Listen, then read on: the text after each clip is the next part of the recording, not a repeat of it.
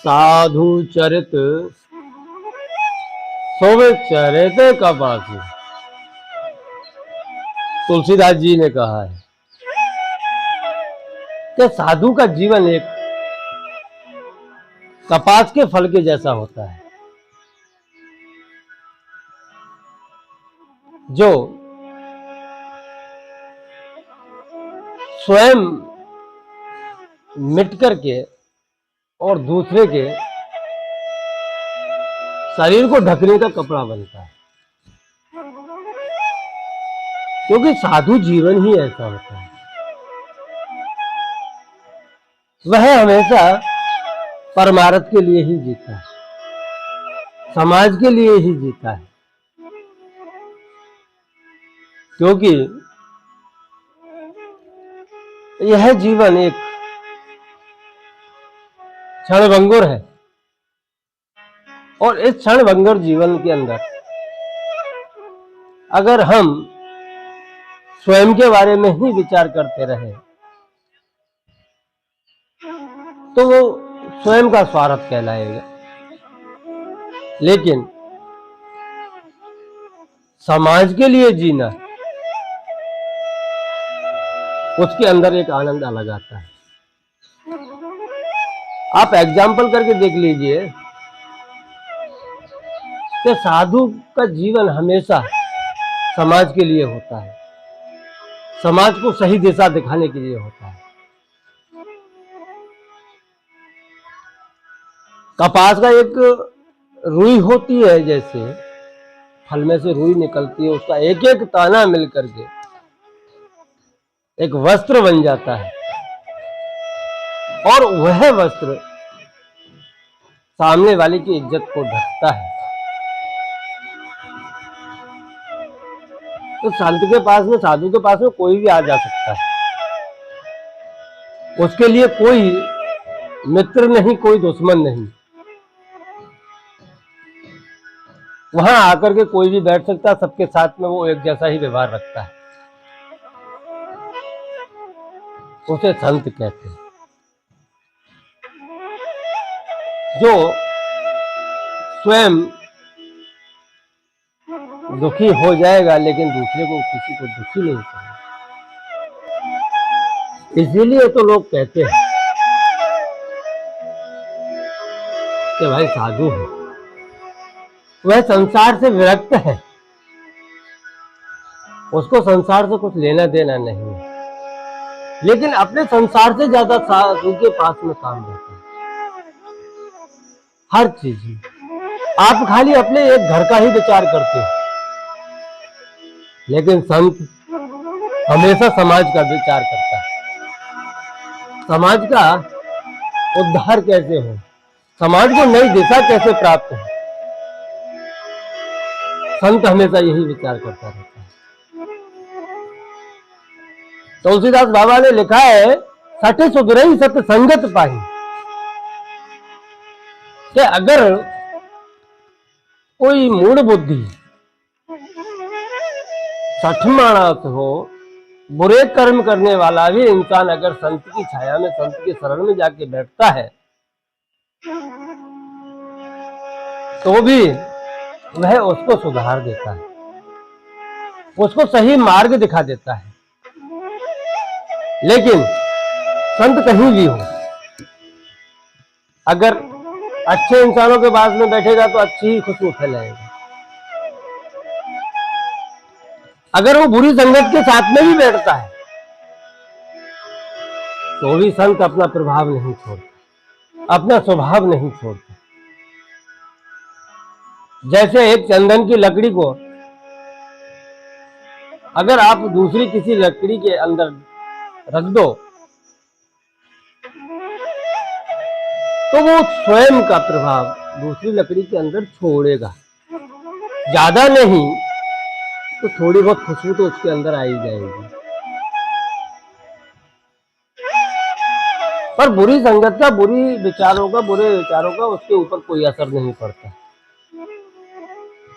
जैसे नागमणि होती है वो नाग के हमेशा अंदर रहती है। अब नाग का जो बीज है वो नागमणि के ऊपर कोई प्रभाव नहीं डाल सकता और नागमणि से हमेशा स्वर्ण जैसा ही निकलता है। नागमणि का प्रभाव अलग होता है, सर्प के जहर का प्रभाव अलग होता है, लेकिन वो नागमणि उस जहर को ग्रहण नहीं करती। ऐसे ही अगर संत कहीं भी बैठा हो, अगर बुरे इंसानों के साथ में बैठा है तो वो संत के पास में उसके बुरे विचार नहीं आएंगे, बल्कि चंदन की तरह वो है संत हमेशा सामने वाले को सुगंधित करता रहेगा। एक दिन नहीं, दो दिन नहीं, धीरे धीरे धीरे धीरे उसके अंदर बदलाव लाएगा और उसका बदलाव आ जाएगा तो वो मैदान के अंदर छोड़ देगा, जाके दूसरों के अंदर अपना प्रभाव छोड़ दूसरों को बदल। यही कार्य है संतों का कि वह हमेशा परमार्थ के लिए ही जीते, खुद के जीवन को निर्मल बनाते हुए, खुद के जीवन को निर्मल रखते हुए, खुद के जीवन को स्वच्छ रखते हुए वह हमेशा समाज के लिए पवित्रता देते हैं। उनका नाम है संत। तुलसीदास बाबा ने बहुत ही कहा है संतों के विषय में, लेकिन आप जितना कहो उतना कम है, क्योंकि संत और भगवान उनकी व्याख्या कोई कर नहीं सकता, क्योंकि जिसने हमेशा ही समर्पण का भाव रखा हो, खुद को समर्पित कर दिया हो प्रभु के चरणों में,